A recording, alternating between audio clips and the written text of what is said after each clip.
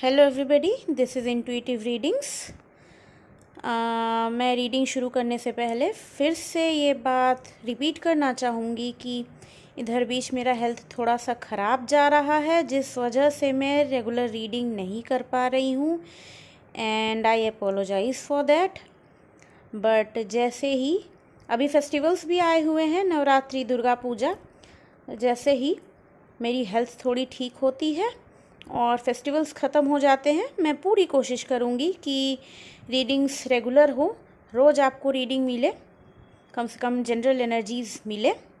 Okay, तो आज मैं फिर से राइडर वेट टैरो यूज़ करने वाली हूँ रीडिंग के लिए, और साथ में आज क्लैरिफिकेशन के लिए हम लोग वाइल्ड अननोन टैरो लेंगे।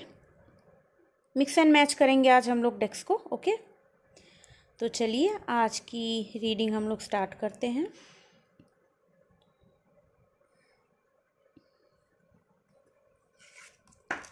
सॉरी, एनर्जी थोड़ी अनस्टेबल है। 6 of cups in reverse.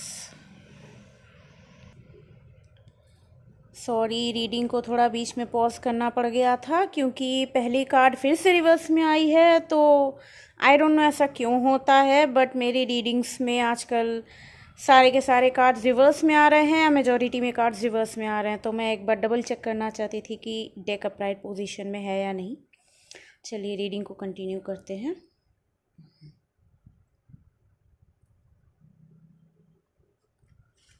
To cards, Knight of Wands and the Hanged Man. Okay.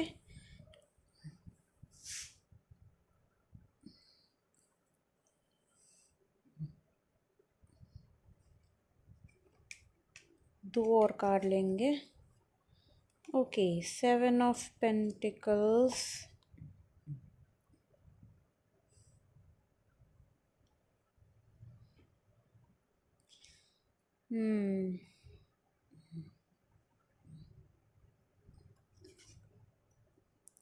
Death. Okay okay, तो यहाँ पर जो एनर्जी दिख रही है, पहले मैं एक्सप्लेन कर देती हूँ, फिर क्लैरिफाई करूँगी। With the 7 of cups in reverse, आप किसी कंफ्यूजिंग स्टेट से बाहर आ रहे हैं। ओके, ऐसी कोई सिचुएशन जो बहुत ज़्यादा कंफ्यूजिंग था, जिसको लेके आप श्योर नहीं थे कि क्या डिसीजन लेना है, वो ख़त्म हो रहा है सिचुएशन। और with the night of wands, या तो आप खुद उस सिचुएशन के तरफ कोई एक्शन लेने वाले हैं, या फिर वो सिचुएशन अपने आप में चेंज हो रहा है, एंड हो रहा है विद डेथ, और न्यू स्टार्टिंग भी हो रही है। डेथ का मतलब सिर्फ एंडिंग नहीं है, न्यू बिगनिंग भी है। तो ये हो सकता है कि या तो आप खुद कोई डिसीजन ले रहे हैं, या फिर विद डेथ वो सिचुएशन अपने आप में चेंज होकर आपके तरफ कोई नया अपॉर्चुनिटी आ रहा है सेम सिचुएशन में। विद द हैंग्ड मैन, आप इस कंफ्यूजिंग स्टेट में काफ़ी लंबे टाइम तक थे। आपने इस सिचुएशन को एज इट इज़ लटकते हुए छोड़ दिया था क्योंकि आप डिसीजन नहीं ले पा रहे थे मोस्ट प्रोबेबली। और विद 7 ऑफ पेंटिकल्स, आप वेट कर रहे थे कि कब सही टाइम आएगा तो आप या तो खुद डिसीजन लेंगे, या तो कुछ सिचुएशन में ऐसा चेंज आएगा जिससे कि आप इस कंफ्यूजिंग स्टेट से बाहर आ सकें। ठीक है, तो चलिए अब हम लोग देखते हैं कि मैं ये देखना चाहूँगी कि इस सिचुएशन में आप एक्शन लेना चाह रहे हैं या आपके तरफ एक्शन आ रही है। और हम लोग बेसिकली इस डेथ को भी क्लैरिफाई करते हैं।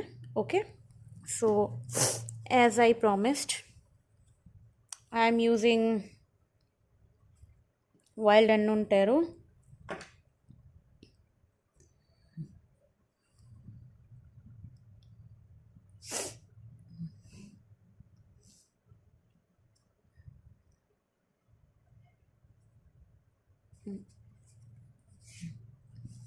ये हम लोग डेथ के लिए लेते हैं। It's 8 of cups. ओके, हाँ। और कौन किसके तरफ से वो ले रहा है? 8 of wands. I'll keep this under night of wands. और इस 7 ऑफ पेंटिकल्स को भी हम लोग क्लैरिफाई करेंगे।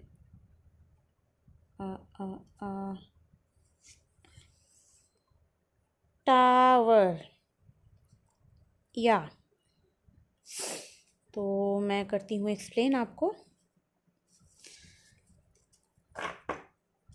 कार्ड्स के हिसाब से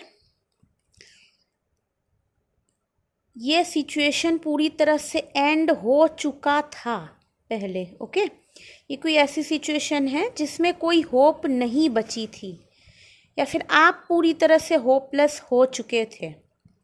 ओके, विद द टावर ये सिचुएशन ख़त्म हो चुका था अनएक्सपेक्टेड वे में। आपने उम्मीद नहीं की होगी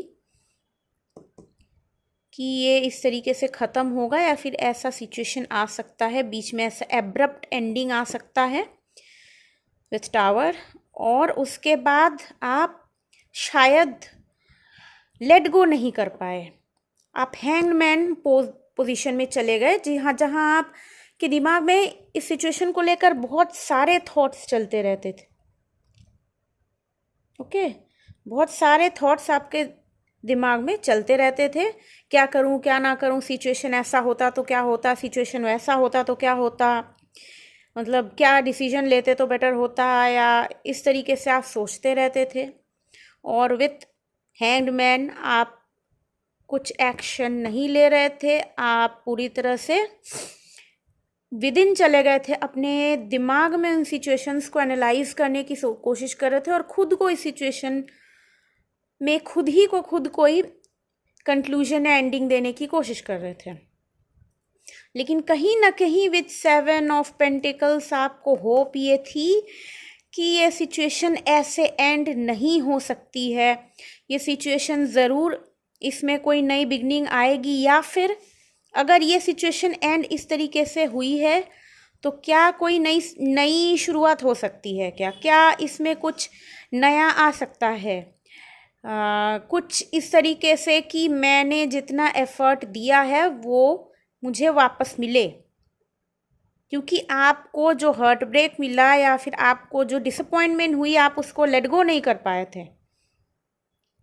ओके, और या with 8 of wands and night of wands situation turn हो रही है, और आप, मुझे लग रहा है, अभी भी हैंग्ड मैन मोड में हैं और वेट कर रहे हैं।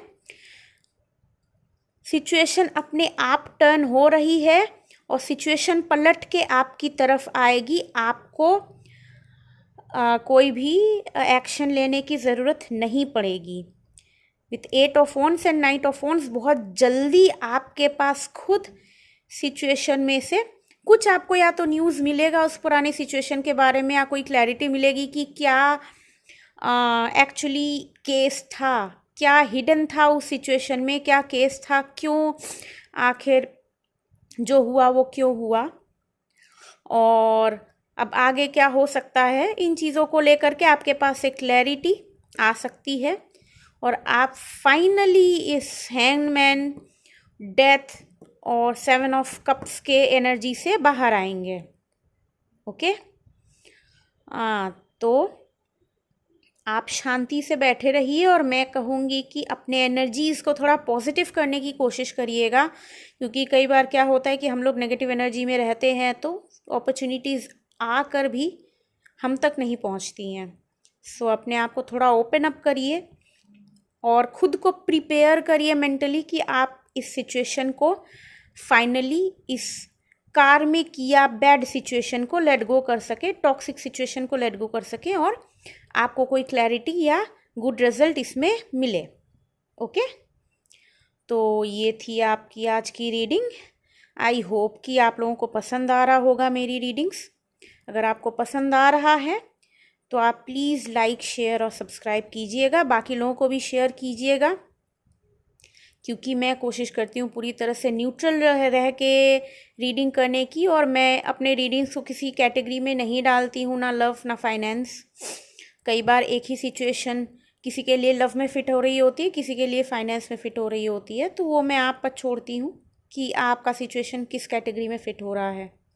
ओके, तो प्लीज़ सपोर्ट करिएगा चैनल को। ओके, तब तक के लिए हम लोग अगले रीडिंग में मिलते हैं। तब तक के लिए बाय।